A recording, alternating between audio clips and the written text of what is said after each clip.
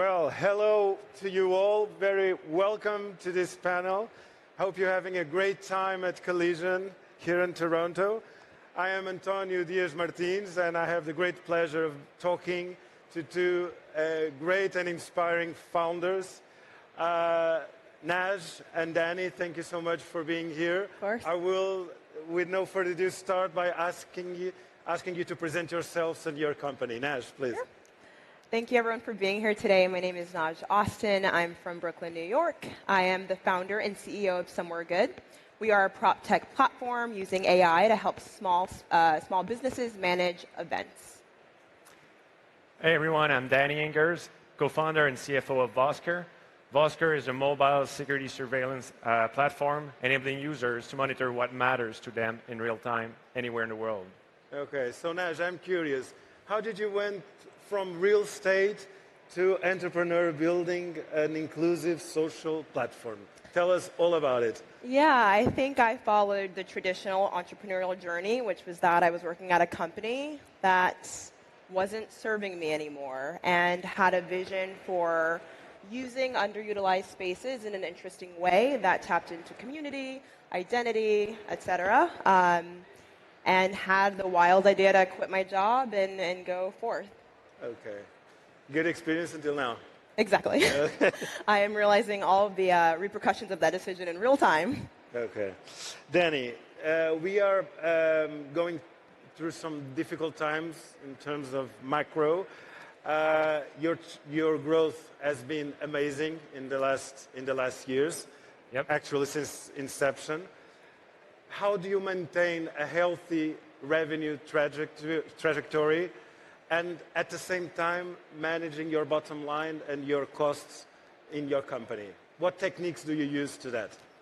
Well, it's a great question, and there are several techniques, but if I think back of something that's really core to our business and what we do and how we do it, is that before hiring someone or an expert in a specific field, whether it's marketing, legal, HR, we try at first to do it our own way. And the reason why we've done that in such a way is that you kind of learn and you get the chance to fail while you're learning and know what it is to be good in HR, in marketing, in sales by yourself. This is saving costs and teaching you who's the expert and who you should hire next. And then when we hire a specific marketing guy or women, we know that that folks is going to be great at his job. And maybe another layer to that, because I think sometimes we miss that, and at VOSKER we've been great at identifying that issue, is that you some sort of hire folks that pretend to be experts, but instead of doing the job themselves, they convince you to hire consultant in order to basically do the job that these folks, so your employee, should be doing. And that is actually costing you a lot of money. Not that I don't like consulting firm of any kind, but like you should be able to hire people and you pay them a hefty salary because they are able to execute and do that themselves. And this is one of the ways we've really reduced the costs by doing stuff ourselves, and that we brought really strong individual base of highly talented folks that are doing great jobs. Okay. Do you find it hard to take difficult decisions in what relates to costs when rough times are there? So I don't know if you experience rough times with your successful company with amazing growth pattern in the last years, but when times are rough and it's difficult to go ahead, what's the role of the leadership doing difficult decisions in what relates to costs?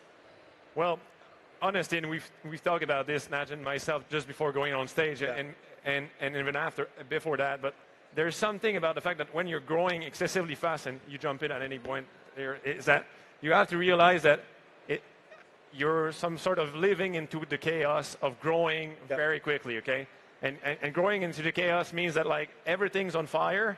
And you have to choose which fire you should extinguish first in order to have an impact. And that is tough because you don't know if that fire is the right one or not. And I think one of the things that we've been great at is surrounding ourselves not only with great employees, but with great partners, great investors, great lenders who had this experience because they had saw this many times. And I think that's the same for you in your business. We're talking about that just before jumping on stage. Yeah. I mean, we're at two very different stages, I'd say, as companies, and I think we hold similar, stories about the importance of hiring the right people and having the right investors and advisors at the table, in which, when things go wrong, because they inevitably will, you have people who both understand, I think, the shared value of the company and sort of the mission and the goal, but can also help direct. When we talked about fires, I often mention my very amazing CTO, who I can say, I need you to put out that one. I cannot take on that fire as well.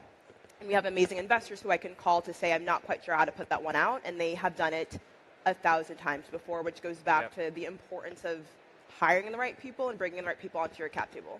And Naj, what's the importance of the company culture to you? Oh, I think the company culture is almost everything.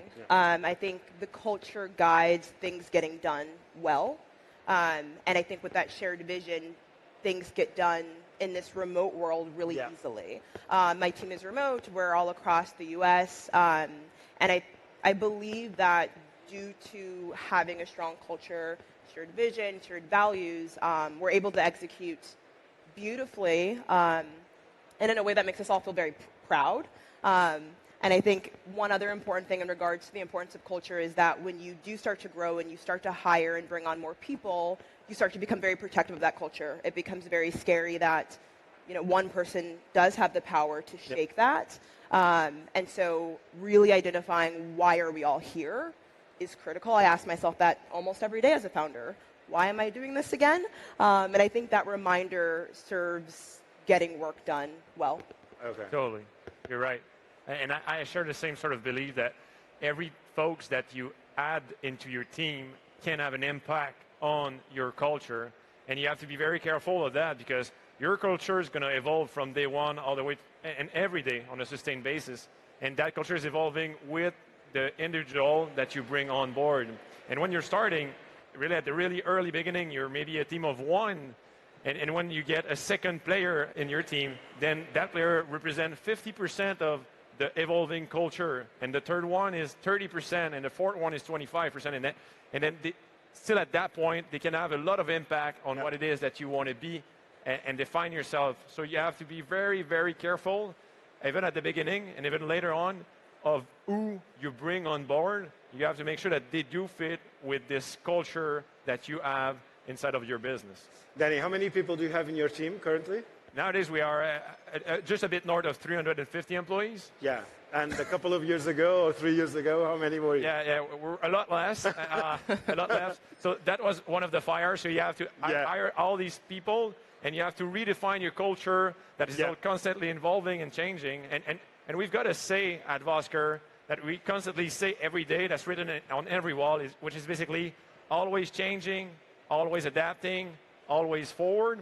And everybody that joins the team needs to fit with that sort of mantra of like, we will always keep adapting and pushing it forwards. And that culture, like, it is so important that it attracts the right talents. And when you want to grow fast, you need to hire a lot of folks very quickly. You want to make sure that you hire the right one. And this sort of always adapting, always changing, always forward approach makes sure that the people inside of the business, the fit that they do have, well, if you're not familiar or if you're not fitting with that sort of mindset, well, your peers, your colleague, your coworkers, they're going to outgrow you. They will outcompete you, outwork you, and at some point, it's like if they're going to eat you alive if you don't fit that mindset. So it's enabling people to either come in and quickly leave if they don't fit with that. And I'm pretty sure it's the same in your business. Naj, how do you attract the right people, the right talent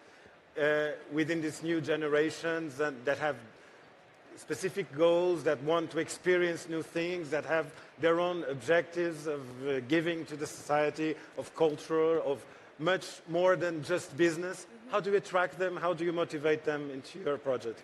Yeah, I feel a bit redundant in saying this, but it really comes down to the clear and consistent vision I've had for the company. And I think to bring on folks who worked at Apple, Google, insert name of other large tech company, where you are getting benefits and you have things that my startup cannot offer, the reason one would take that role, and I'm obviously using this from my own perspective of my team, is that they want to build something that changes the world in a way that matters to them. Okay. And they see that through somewhere good in what I'm building. And then I think the second component, which is always interesting, is you get these folks who have insert flashy job and don't feel like it maybe calls to them anymore, in which they maybe just really aren't even doing work. And so when they come to somewhere good, I love to be like, well, you want it work? I have which hat would you like today? I have nothing but work. And I think it motivates people. It reminds you that we have a purpose in life, and I don't think that purpose should always, come through work, but I think it can. And the work that we do specifically, I think it invites people to think about how they can spend their time and energy moving the world forward alongside getting a check at the end of the day. Okay. Danny, we had some recent interesting presentations from PitchBook about the current status of funding and fundraising to venture capital and to startups. You have raised, I don't know, almost $100 million recently. Yep. What do you think are the greatest challenge for a founder nowadays to raise capital and to get the funding done? Wow, that's a great question. I think from our perspective, and maybe the challenge and how we've overcome it, is to build a relationship. It is something to raise money. It is something to ask someone to write you a $100 million check. Like this, that person needs to believe that you're going to achieve something, or that group of person, that group of investors, they need to believe in you. So what we do at VOSKER is that we focus on building the relationship. So what that means is that we reach investor and we constantly engage with them. We tell them, look, here's our plan. Here are the milestones that will be achieved in the next 3, 4, 5 months. And here's where we're going to be in 1 year from now. And we keep the discussion going always and always so that when we do need capital, they know that we have a track record of being able to deliver and execute on the promises that we've made. And so this is how we've been able to pull all the financing out. It's because of the relationship building momentum that we have created. Okay, great answer.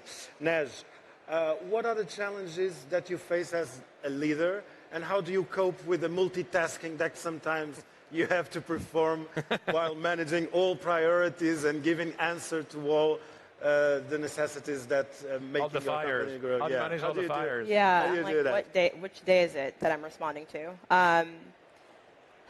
Well, I have a lot of trust in my team and my investors. Okay. I am a solo founder, which was a choice. So the buck very much stops with me, and I take that responsibility very seriously. And so I think when there are inevitably 100 fires happening at one time, I take a moment and think that they're always going to be there. And I think there's something somewhat comforting about I actually can't put them all out. And it forces me to think a bit more strategically and lean on the folks who I brought into the world of Somewhere Good and figure it out together. I'm a child of 5. I love collaborative work. I don't think I should have to do anything by myself. And so when there is something that feels daunting or I'm unsure of how to move next, I pick up the phone, I Slack someone, and we figure it out. Okay. Danny, what's your type of leadership, and how do you deal with multitasking? Well, I think we really, it resembles what Naj just mentioned. We really trust the people that are on board and the talented executive that we have because they've delivered in the past. They were there standing by us, so us as founders, fighting or extinguishing those fires, and even sometimes starting new fire in order to grow faster. So we really trust the people with whom we associate ourselves and whom we work with. So this is our style. Well, in our last 3 minutes, I would like you to give some advice to the young entrepreneurs that we have here in front of us and that are dealing with the challenges of scaling up or launching their businesses. So what advice would you give to a young entrepreneur entering into this world? Naj?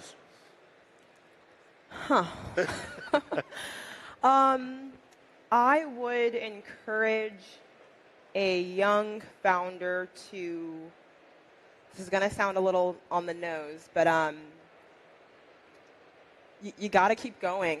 I think it's so hard, and I think it can sometimes feel easy to stop, and maybe I'll do this later, or I'll get a job, and I'll do it on the side, or et cetera. And I encourage everyone, if you feel like you've discovered or come upon or worked towards or built something that is going to critically change how we exist, and that is very vast purposefully, dig deep and hold on. I think that is the hardest part that I've found in being a founder is there are some hard days, and I often am like, should I whip out the old LinkedIn? Like, is this the time in which I call it? And no doubt. I haven't, and then, miraculously something amazing happens. We sign a big deal, and a big investor in it all. I'm always like, see, I don't know why. I love doing this. But on those hard days is when you need that call in the most. And so to also surround yourself with people who remind you and call that in. I have one investor who I call her, and she's like, okay, where are we at on the, let's burn it down, journey? And I'm like, I have the match. And she's like, okay, we're going to work through this. And then by the end of the call, I'm ready to take on the world and fundraise. And so I think having the right people also helps engender that response. Okay. Yeah. Great answer. Danny? No, it's a great answer. It's very powerful. And I'm lining toward the exact same sort of answer. So you have to, basically, what I've mentioned right at the beginning, we face highly difficult challenges every day. So you need to keep pushing forward and redefine what's possible every day. You need to redefine yourself, grow the business, grow your team, grow their talent, and that encompasses the vision of being able to always adapt, always push forward, always maintain this mindset of growth mindset, and being able to face down whatever is going to come your way. Sometimes there are tough times, and when those moments happen, you can lean on the folks that are part of your team and part of that growth mindset with you. Yeah, and be resistant to failure, right? Learn with failure, resilience. I think it's a really important thing to deal with. Resistance to failure. I would maybe add on that, you will fail. It's totally fine to fail. You have to fail as quickly as possible and as less often as possible, but you have to fail. It's part of the process, and you have to trust the process. Okay. Well, thank you very much. Thank you for your attention. A round of applause to our guests and panelists. Thank you. Thank you.